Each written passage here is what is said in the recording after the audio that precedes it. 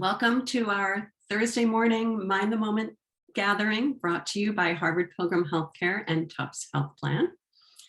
This is a place where we invite experienced mindfulness instructors to speak with us about what mindfulness means to them and to discuss as a community how we can incorporate these practices into our daily lives.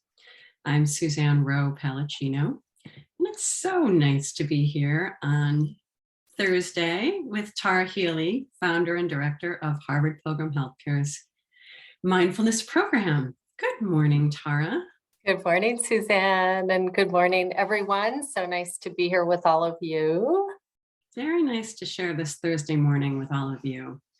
So today, Tara will start us off with a question for the group and share some thoughts with us and then lead us in a guided practice. So we're so happy to have you gathering here with us. And for anyone new, a special welcome to you. The guided practice will be will take you through each step of the way. So no concerns if you're absolutely new to meditation. And if so, congratulations for being here and hope to see you on a regular basis. So if you go to the bottom of the screen and open up your chat, you'll have a chance to take a look at people's comments as they come in, as that's how we communicate here. And so that's about it. So Tara, what question shall we start with this morning? Yeah, so the theme for this morning is silence. And so I have two questions, and you can answer one or both. But the first one is that, well, Suzanne and I were talking earlier, and there is a fair amount of noise and light pollution just in general. And it's very hard to find spaces that are completely silent or almost completely silent. And so the first part of the question is, do you have a place that you are able to kind of retreat to or go to where there is a significant amount of silence in that particular space? And the second part also has to do with how silence feels, because as we were talking earlier, silence can sometimes be unsettling. It can feel, one might feel uneasy.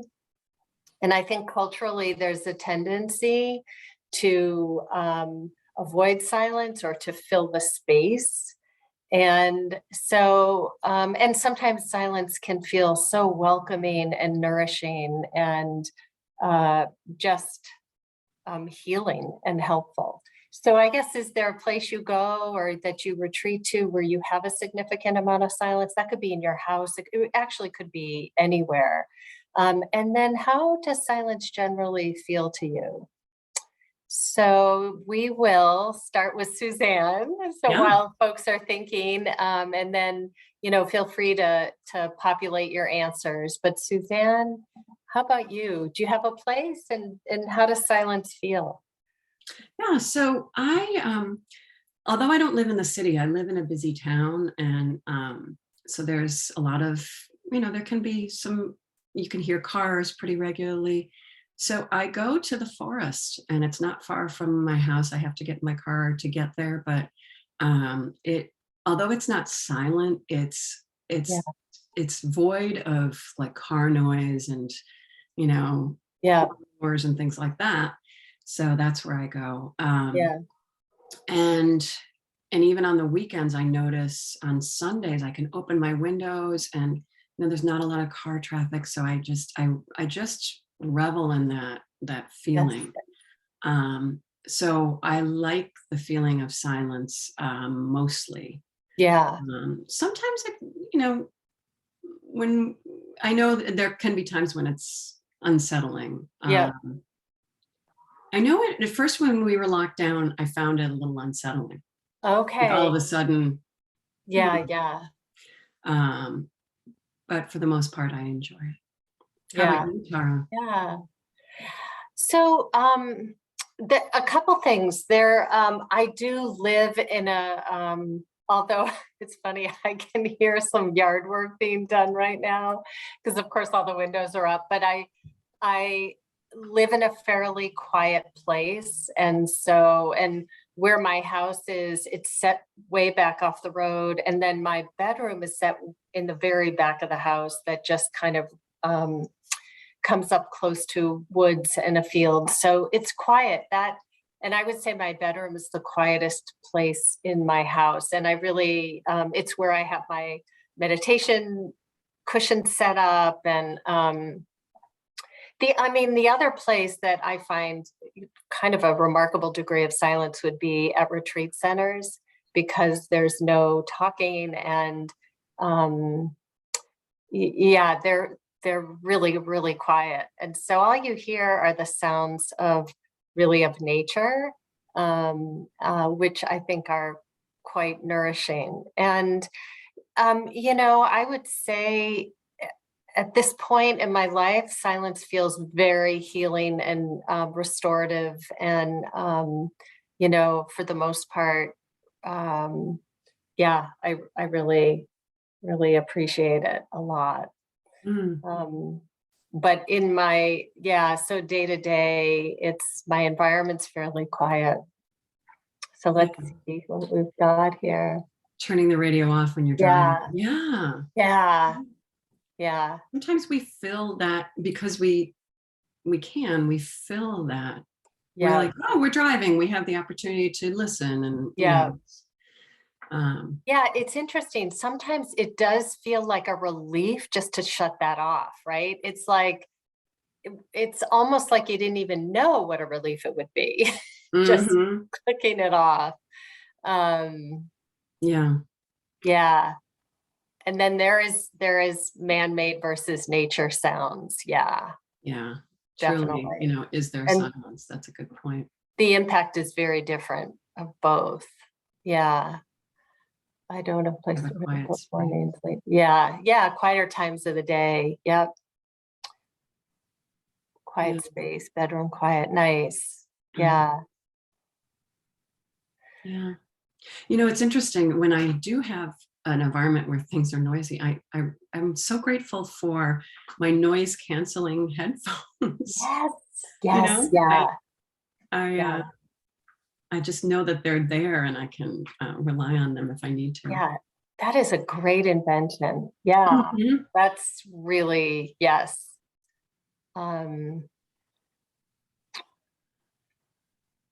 Human sounds. Yeah, I embrace better. Yeah. It's interesting because it's like sound doesn't have to be problematic.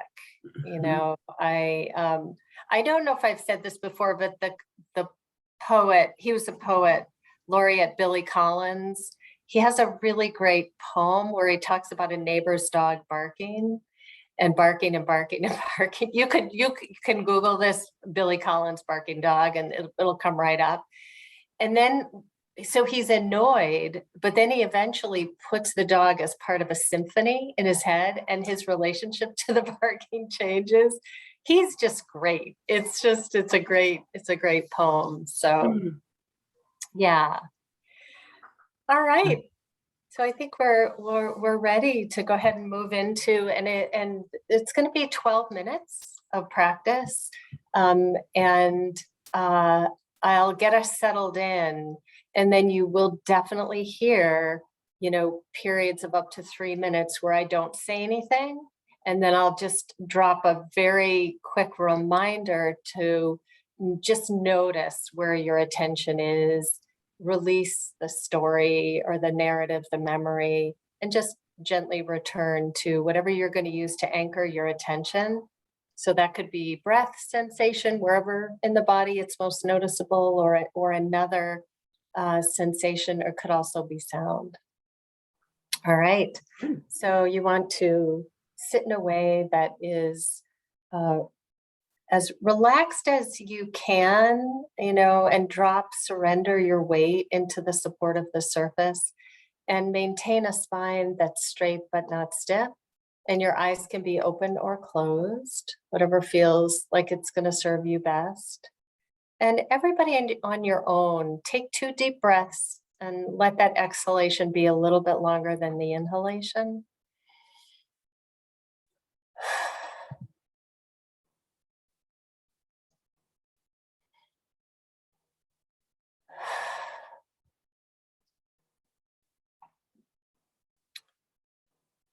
And making any micro movements in the body for comfort, for ease, and for engagement, for alertness.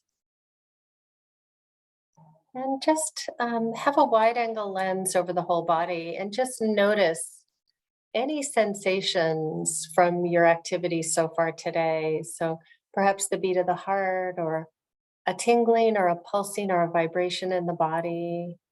You could also be aware of points of contact all along the back of the body and the surface. So taking a moment to just receive through the sense experience, points of contact or other sensations in the body. Let's include sound, so sound in the room or outside of the room.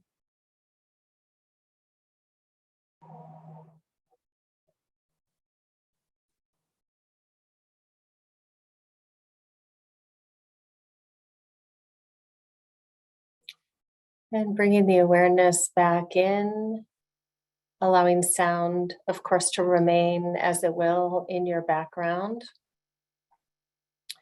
Let's just kind of run through the body. So starting at the top of the head, now take us through a guided tour of the body and noticing various areas as I mention them, seeing what's there or not, sensation or lack of, softening to the degree that you can.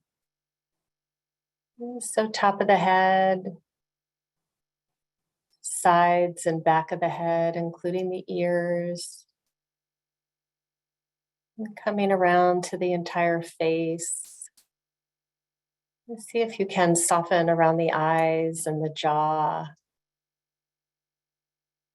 And moving awareness down over the neck and shoulders. And down both arms, forearms, hands, and fingers. Just seeing what's there. Releasing any holding.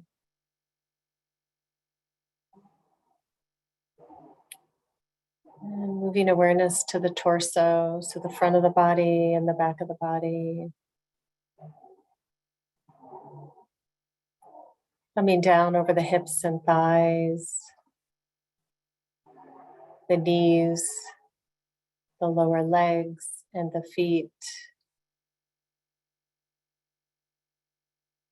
And releasing that, coming back and noticing the whole body.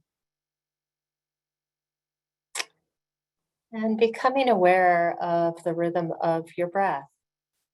And however you're breathing is fine. So you don't have to make your breath different or special. The body knows exactly how to breathe. So as you breathe in and breathe out, is there a place in your body where that's most noticeable? And the idea is we're going to use breath sensation to help anchor the wandering mind. So we're not trying to stop the wandering. We're simply seeing when a thought has slipped in, and we're releasing that thought and returning to our anchor. And just doing that over and over again. Alternatively, if breath is challenging for you today, you could select a sound that happens to be in your background that's consistent. You could just do open awareness practice, which is receiving the experience of sound and emotion and body sensation. And that's a wider angle focus. So you could do more narrow of breath and sound, or another body sensation, perhaps a point of contact that you're aware of, but something that you can return your attention to each time you wander. And so taking a minute to see what's going to work for you this morning, a body sensation, a point of contact, a sound, or breath.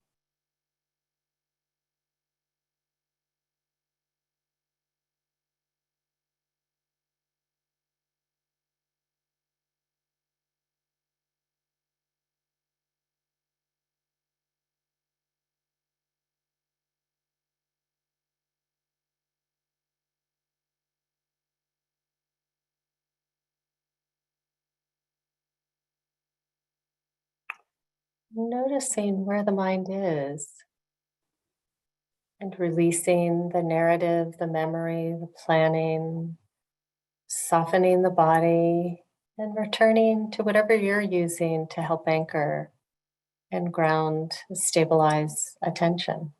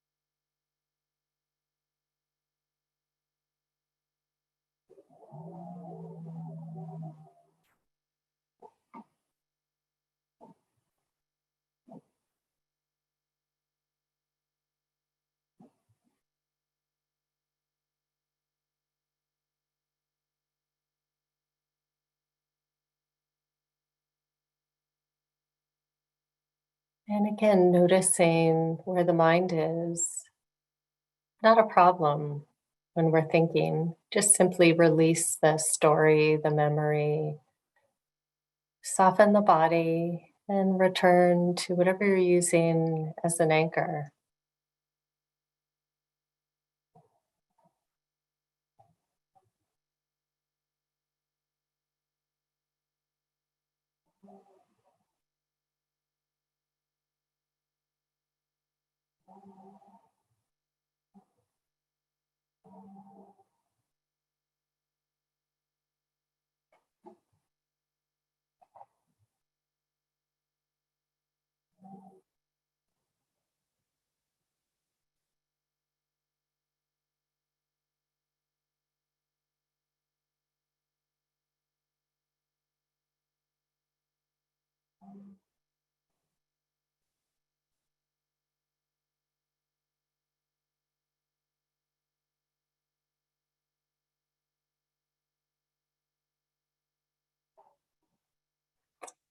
And as we bring this meditation to a close, may we be peaceful and at ease.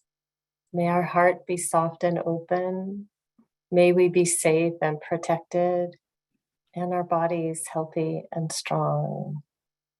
And may we wish the same for all of those known and unknown to us.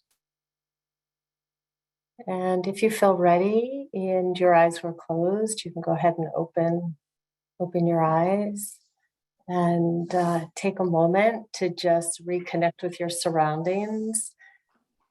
Maybe take a little bit of a stretch. And so that was about 12 minutes, just to, give you that sense of timing. And if anybody would like to comment on how that practice felt for them, there might have been a few longer periods of silence than is typical in these sessions. Maybe comment on what that was like, or if you even noticed it, or anything else. So anything goes. Questions? Yeah. I was thinking when I read Lee's comment about that they're living in a quiet household, and when things are noisy, they get a bit anxious. I remember during the last number of years, because it was so quiet around, and I hadn't been in a restaurant before, in a long time. Oh, I ended up going to a restaurant that it was a close restaurant. It had loud music, and there was I think because it's close, the noise was amplified because of the environment. And I remember just feeling like completely uncomfortable. Yeah. That's a really good point. Yes, Suzanne. Yeah, going into public places that are busy after being like kind of all of us sequestered practically. Mm-hmm. Yeah, that's a really good point. What our bodies and our minds get used to. And right. I typically before that time frame, I would like those really active restaurants, feeling like you're in the midst of a lot of fun activity, but it was just so unsettling for me. So it's just what we get used to. It is.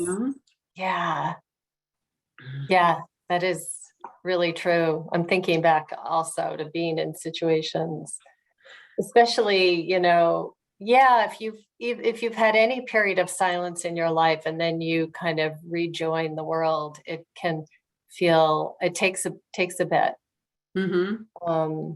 I love what Julia said, that she asked a fitness instructor to turn the music down. Am I getting old?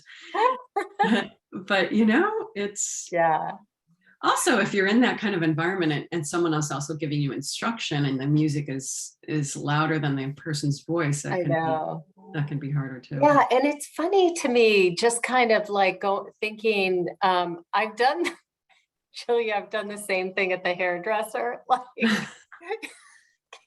can you turn it down just a little? It's interesting because often in restaurants, the volume is very loud. And then someone said that has something to do with it actually increases ordering. Like people order more. I don't know what the science is behind that, but yeah, and I've heard the music in stores can, depending on the kind of music, it can make people buy more, and be more open to so there must be something to that. Some science. Yeah, it's unsettling and distracting. So comfort food for the distress of too much sound.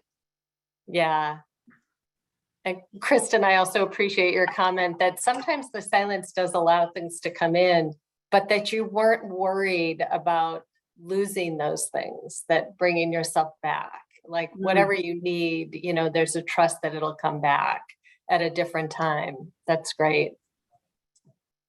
Yeah. I remember, and this was a Dan Harris moment, where 10%, he wrote the book 10% Happier, and he has a podcast. And I remember, maybe it was a presentation he made, but he had asked a meditation teacher about, well, what if I'm sitting in meditation and I have this really great idea and I want to write it down? Yeah. And I remember the teacher saying, well, if it was really that great and it was meant to be written down, you will remember it when you finish. Right. So, yes. Like, I think I think we can trust that. Yeah. I did hear Sharon Salzberg say once, like, if it's something super, super important, you can write it down. Yeah, yeah. I remember hearing her say the same thing. Yeah, too. yeah, Yeah. yeah. Hmm. Just to really watch the habit around that, though. If you start to have a list, you're Yeah. probably, yeah, You probably should meditate at a different time. Put this Yeah. off for later. yeah, yeah. No, totally. Yeah. Anybody Thank else? you. Any other kind of comments or thoughts or um This was good. It was good to think about all of this because we all have a different relationship to this, what we call quiet. And right, like what right. I think it was Elise Yeah, was saying, that is there really, really silence. But it's yeah, also, yeah. I guess sometimes we can consider it in comparison to what we're used to. It can seem like silence because it's so much quieter than what we normally are in. Right, right. Yeah. It's so funny that that would be the topic for today, because I don't know if any of you can hear this, but a house away, it's like they have a jackhammer going. And I just thought it, of all days, to have the Yeah. theme be silence. Yeah. And yeah, Mhm. it's loud, but you can't hear it. You can't hear it? No? Okay. No, not at all. All right. I guess there's some kind of thing in the microphone in your computer or Yeah, something. I wonder sometimes too if it has to be more straight on that yeah, Mm, like you couldn't hear sound in different parts of the house. Yeah. it worked. It worked. Well, thank you, Tara. Thank you for being here and Yeah. guiding us in this conversation. Um, Yeah, I found that over yeah. here. So Yeah. I wish everyone a good weekend, and Yeah, and next week. a happy Father's Day for all the fathers and Mhm. um Yeah. yeah. And we'll see you next week. We have Greg Topakian coming on Tuesday. So Oh, great. yeah, Good. always look forward to that. Yeah. Thanks for being here, everyone, and we'll hopefully see you next week. Enjoy the weekend. We'll talk to you Yeah, soon. have a good weekend. Bye-bye.